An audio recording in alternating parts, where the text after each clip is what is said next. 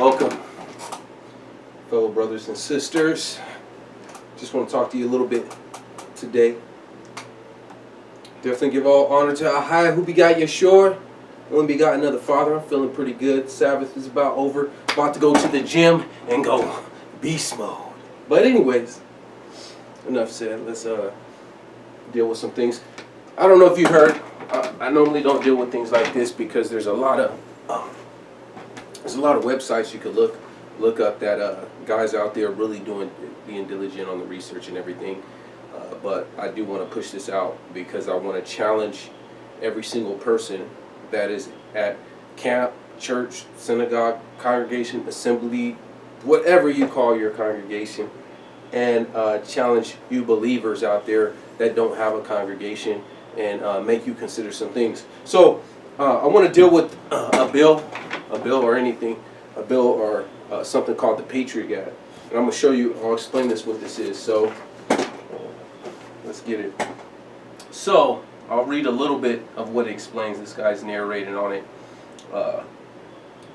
The bill that Obama administrated already argues the original 2001 that authorized the act of the U.S. citizen, obviously they that believe that they have the power to target U.S. citizens for assassination. So that was already a bill.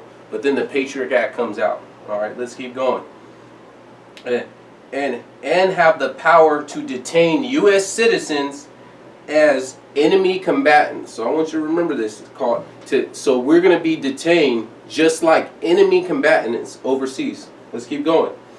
The proof of this bill does not expressly exempt U.S. citizens, those captured on U.S. soil. So that means U.S. citizens is the same as being captured as some Al-Qaeda or some foreign army. Let's keep going. Let me show you something else. All right. In part of the National Defense Authorization Act helps to preserve the status quo established a decade ago, the original provisions in the Patriot Act, giving the government broad new powers in the so-called war on terrorists. And part of the bill expands those powers, codifying the use of indefinite detention. That means they could detain you for an indefinite period of time. They don't have to let you go. And you will not get a lawyer. It doesn't matter if you're a sovereign citizen. So let's keep going. Detention of foreign nationals and possibly U.S. citizens arrested abroad at home. In part, the bill expands the use of the U.S. military on domestic soils, at once complicating anti-terrorist strategies at home and raising serious questions. So let's break this down. Now with this bill, you could be targeted as an enemy combatant and they could assassinate U.S. citizens at their will for any cost. When they send you to these prisons, which is called FEMA, when they send you to these prisons, they could hold you for an indefinite period of time, and they could assassinate you because they could think you're a threat, or they could just label you a terrorist at any given time because you're labeled an enemy combatant.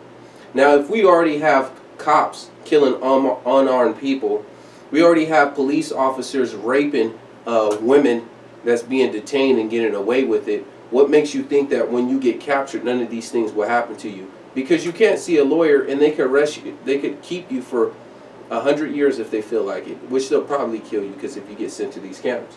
So let's keep going. Now, they send you to these FEMA camps. Do your research on the Patriot Act and do your research on these FEMA camps, because I'm not going to go in detail on all this stuff. But once they send you to these camps, you can actually download the resettlement and internment camps. You can download this, the PDF. It's like 300 and something pages. So I got the key pages. Once you get to these camps, this is under the -4 section, chapter 4 section, detaining and personal techniques. This is how first they'll search you and confiscate all your goods, but they'll silence you. Prevent detainees from communicating with one another by making audible clamor such as chanting, singing, or praying. Silence uncooperative detainees by muffling them with a soft cloth and tied around their mouth and fastened at the back of their heads. So they're going to silence you. Once you get there, you try to say, hey, I know my rights. I'm a sovereign citizen. Let me go. This is not wrong. I want to speak to my lawyer. They'll just silence you. They'll just gag you. Let's keep going. Do not use duct tape or other adhesives, which they probably will, place the cloth and other objects inside the mouth, and apply physical force to silence detainees. So they're going to detain you. But check this out. Check this out. So let's get with this. Now, once you get into these camps, because you're an enemy combatant, they could treat you just like any other place. They're going to segregate you. Look how they're going to segregate you. Segregate detainees according to the policies of SOP. Segregation requirement differ from operations to operations. The ability to segregate detainees may be limited to by availability of manpower and resources of the POC. Check this out. At minimum, try to segregate detainees by grade, gender, male and female, age, keeping adults from juveniles, and small children with mothers. So when they get people, whether Al-Qaeda or any form of enemy, and they capture these enemies, they separate them from male and female. And when if a man and a woman or a couple of men and women are in a gang, or they make a bust and they bust people for doing crimes, a man goes to a prison, male prison, a woman goes to a woman prison, right? They separate them. They don't put them all together. So what makes you think if you're treated as an enemy combatant, they're not going to separate husband and wife? And now it says from adults from children. So they're going to rip your children away from you. And then they may put the small children with the mothers. But your teenage, 12, 13, 14, 15, 16, yeah, they're going to rip them away from you. And the husband and wife, yeah, they're going to rip you away from each other and separate you when you get to these FEMA camps. And who's to say your wife ain't going to get raped? Or your son's going to get raped?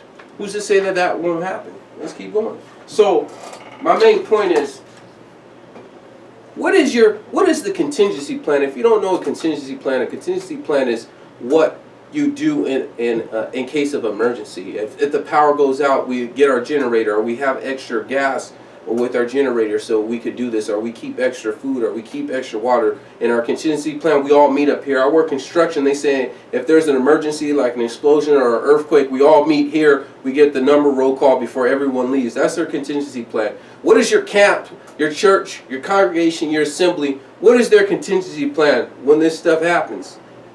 When this stuff happens, what is your contingency plan? Because it will happen.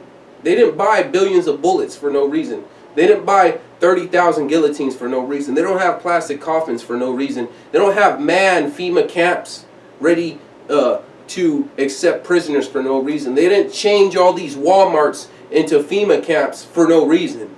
So when this stuff happens, where's your minister? Where's the watchman for your soul? Where's your shepherd? Ask them what they're going to do. And when they say, oh, the Almighty, I'll deal with this in a little bit, the Almighty will provide. But it's a shame that Mormons, as false as they are, and they use this other book by some angel, Joseph Smith, or some foolishness, but they stockpile food and water galore. They are expecting and waiting for things to crash. And all these Mormons will be more ready than people in truth. Why? Why is that? Is your shepherd blind? How is it that you see stuff called doomsday prepper and atheists know better and can prepare better than people that's in truth? And then they're going to say, oh, well, the Almighty will provide. Okay, the Almighty will provide. He did provide. Let's get Revelation 18. Let's see what he provided. Let's see his provision.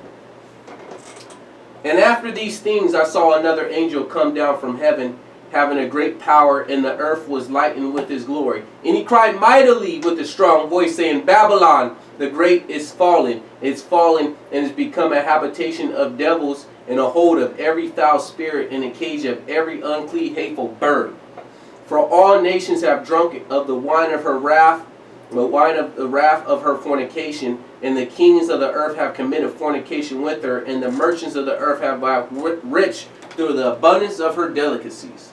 And I heard another voice from heaven. What that angel say? What the voice say? Saying, come out of her, my people, that you be not partaker of his sins, and that you receive not of her plagues. For her sins are reached unto heaven, and her God hath remembered her iniquities. Reward her even as she has rewarded you.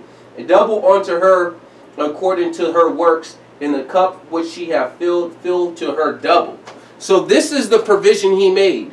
He said, all my people, any person saying you saved, saying you're a believer, saying you're a child of the Almighty, saying you're born again, say you're a disciple, Yeshua Messiah, whatever title you give yourself, he's saying, hey, if you're my people, anyone that's living holy and keeping the commandments and the statutes and the judgment and his ways, any person that's doing what's right, filled with the Ruach HaKodesh, come out of her. That's his provision. So if you choose not to listen to this voice in Revelation 18 and choose to stay in this land, don't say he's going to make provisions for you and bring manna down and you just hit a rock and water comes out for you. Don't say that, because it's not going to happen. If your minister, your shepherd, whatever you have, elder, bishop, deacon, captain, priest, these days they have some weird titles, especially with these camps. If they're saying the Almighty's going to provide, that is garbage. The Almighty says, come out of her. If they're saying that, oh, it's going to be like Moses, the second Exodus, the Almighty brought them out. The Almighty brought them out with a strong deliverance. But right here, he's saying you to come out. Just like he told Lot to come out. And what happened when they didn't listen? What happened to Lot's wife?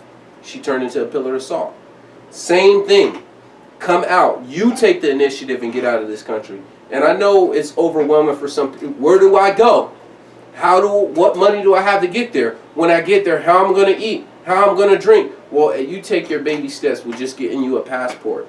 Instead of showing these viral videos of women being hung, a little girl being hung, and Europeans beating on Hebrews, unarmed Hebrews, these cops beating on unarmed Hebrews, and doing all this stuff to anger the people, this ain't our land. And the Almighty saying in Revelation, come out of her. This ain't your land. This is Babylon. Get out. This ain't your land. I got new heaven, new earth, and new Jerusalem. It says, I'll go and prepare a place for you. It says, in my house there is many mansions. We ain't looking, we shouldn't be getting upset because they're coming against us and adversity is coming against us, but this ain't our land. Yes, that upsets me when I see my people suffering unjustly. That upsets me, that infuriates me, but it's not my land. And what did the Almighty tell me to do? Get out of this land. So why don't you do that? Because when they get you in these camps, they're like, you know what? I think we're going to let you go. And your family is going to let you go. But you need to take this microchip in your hand. And what are you going to do? Or you need to take this vaccination. What are you going to do? Are you going to submit? Are you going to submit? That's what it is. So definitely, if you don't have a minister, you need to find a minister. That should be your first priority. Not getting a job. Not trying to find a wife. You need a watchman for your soul. You need a watchman for your soul. Period. There's no ifs, ands, and buts around that. After that, when you do your window shopping and look for your watchmen, look for those ministers, the apostles, the prophets, the evangelists, the pastors, the teachers, the elders, the bishops, the deacons. When you look for these people, not only do you question and think, look at what they're teaching, and look at what they're doing, and look at the fruits, and look at the love and be praying and fasting, and the Almighty plant me where I need to be. But you also should be asking these people, what is your contingency plan when this stuff happens? Do you have food and water for the saints, for the flock? You're a shepherd of the flock. Do you even have provisions for them? You should be thinking about that. With all that said being done, keep standing, don't drop standards. Shalom.